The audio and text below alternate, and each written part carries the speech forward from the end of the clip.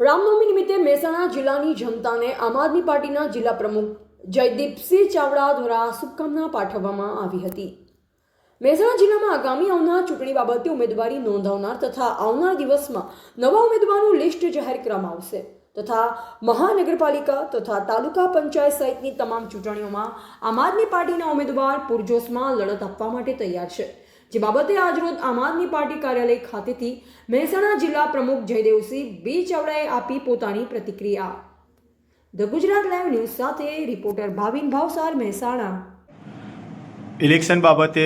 કેવી તૈયારી છે અને કેવી રણનીતિ રહેશે? જી, મહેસાણા જિલ્લાના અંદર જે રીતે આમ આદમી પાર્ટીએ જનસભાઓ કરી, મહોલ્લા સભા કરી, ડોર ટુ ડોર કેમ્પેન કર્યું અને આના અંદર જે વ્યક્તિઓએ પાર્ટી માટે દિવસ રાત એક કરીને સંઘર્ષ કર્યો છે,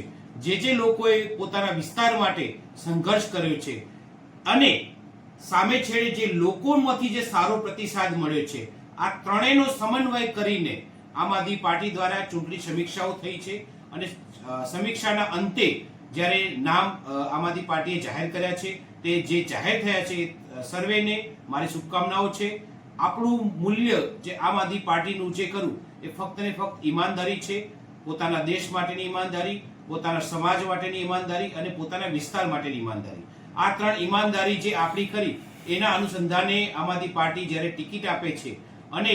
દરેકને શુભકામનાઓ આપે છે અને ટૂંક સમયમાં બાકીના જે ઉમેદવારો ખરા એમની પણ જે ચૂંટણી પ્રક્રિયા કરી એ ચાલુ છે અને એમના નામ પણ જાહેર થશે। આમ આદમી પાર્ટી મહાનગરપાલિકા હોય, તાલુકા પંચાયત હોય, જિલ્લા પંચાયત હોય અને નગરપાલિકાઓ હોય, આ તમામ સ્થાનિક ચૂંટણી કરી એક પૂરજોશમાં લડશે, ખંતથી લડશે અને આ વખતે લોકોને પાસે છેલ્લા 32 વર્ષથી ભારતીય જનતા પાર્ટીના એક ધારી તાનાશાહી, હિટલરશાહીના સામ્રાજ્યનું ખંડન કરવા માટે, એને તોડવા માટે આમ આદમી પાર્ટી અને એના ઉમેદવારો સબળ રીતે પુરવાર થશે। અમારે લોકોને અમે વિનંતી કરીએ છીએ કે આવો, અમને આશીર્વાદ આપો અને અમે એક સારું નેતૃત્વ આપને આપીશું।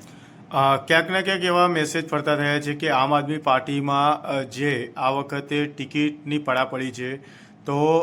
આ વખતે તમને કોઈને ઉમેદવાર શોધવા નહીં પડ્યા, સામેથી ઉમેદવારી નોંધાવવા માટે લોકોની પડાપડી હોય છે, એ બારામાં શું કહેવા માંગશો? લોકોના અંદર જે અમે પ્રવૃત્તિઓ કરી છે, અમારા ગોપાલભાઈ ઇટાલિયા હોય, યશોદાનભાઈ ગઢવી હોય, અમારા તમામ શીર્ષ નેતૃત્વના કારણે આજે ગુજરાતનો કોઈ એવો ખૂણો નથી જો આમ આદમી પાર્ટીની ચર્ચા થતી ના હોય। તો એ અનુસંધાને ઘણા બધા લોકોએ ઉમેદવારી કરવા માટે આવ્યા છે, પરંતુ અમારી પાર્ટી તરફથી જે અમને માર્ગદર્શિતા આપી છે કે પોતાના વિસ્તાર પ્રત્યે જેને કામ કર્યું હોય, પાર્ટી માટે કામ કર્યું હોય અને સારી છબી ધરાવતા હોય, એવા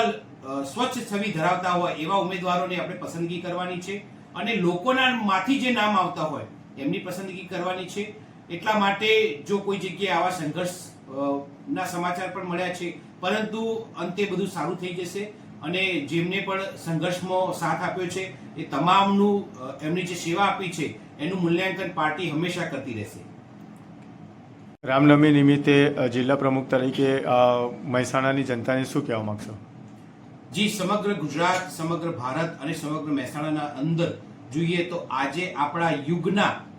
જે પ્રેરક છે અને આપણા સર્વેનું સન્માન છે એવા ભગવાન શ્રી રામનો જન્મ થયો હતો અને આજ એમના જન્મ જયંતિ નિમિત્તે જેને જે પણ રીતે સગવડ મળી છે એ રીતે પોતાની આસ્થા, શ્રદ્ધાથી આજના દિવસનું સેલિબ્રેશન કરી રહ્યા છે, ઉત્સવ કરી રહ્યા છે, ઉજવણી કરી રહ્યા છે અને આપણે સૌ ભગવાન શ્રી રામને પ્રાર્થના કરીએ કે એમના જીવનના અંદર જેમણે જે સંઘર્ષ કર્યો છે અને એમનો સંઘર્ષ થકી છેવાડાના માનવી સુધી એમના આશીર્વાદ મળ્યા છે, એ જ રીતે આપણા જીવનના અંદર પણ એમના જે મૂલ્યો ખરા, એમના જે નૈતિક મૂલ્યો, એમના આશીર્વાદ આપણે સૌને મળે અને એવી સૌને શુભકામનાઓ છે।